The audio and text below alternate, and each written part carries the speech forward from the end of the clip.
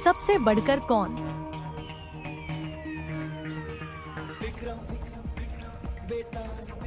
देश के एक गांव में एक धनी ब्राह्मण रहता था। उसके 3 पुत्र थे। एक बार ब्राह्मण ने एक यज्ञ करना चाहा। उसके लिए एक कछुए की जरूरत हुई। उसने तीनों भाइयों को कछुआ लाने को कहा। वे तीनों समुद्र पर पहुँचे।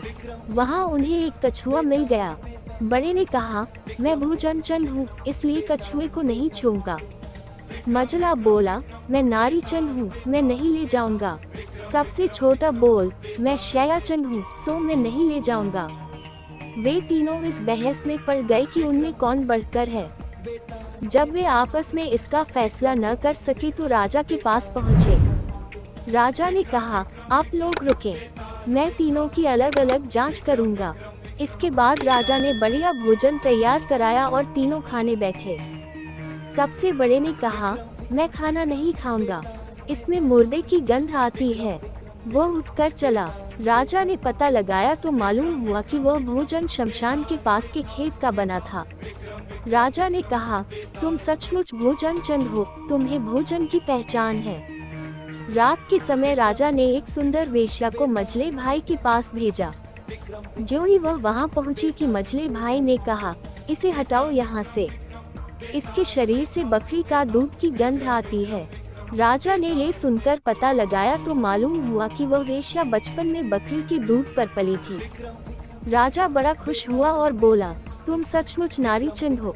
इसके बाद उसने तीसरे भाई को सोने के लिए 7 गैदों का पलंग दिया।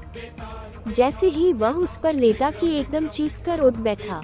लोगों ने देखा, उसकी पीठ पर एक लाल रेखा खींची थी। राजा को खबर मिली तो उसने बिछौने को दिखवाया। 7 गैदों के नीचे उसमें एक बाल निकला। उसी से उसकी पीठ पर लाल लकीर हो गई थी। राजा को बड़ा अचरज हुआ। उसने तीनों को 1-1 लाख अशर्फियाँ दी। अब वे तीनों कछुए को ले जाना भूल गए, वहीं आनंद से रहने लगे। इतना कहकर बेताल बोला, हे राजा, तुम बताओ, उन तीनों में से बढ़कर कौन था?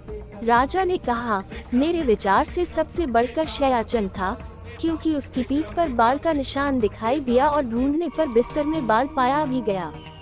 बाकी 2 के बारे में तो ये कहा जा सकता है कि उन्होंने किसी से पूछकर जान लिया होगा। इतना सुनते ही बेताल फिर पेड़ पर जा लटका। राजा लौटकर वहां गया और उसे लेकर लौटा तो उसने ये कहानी कही।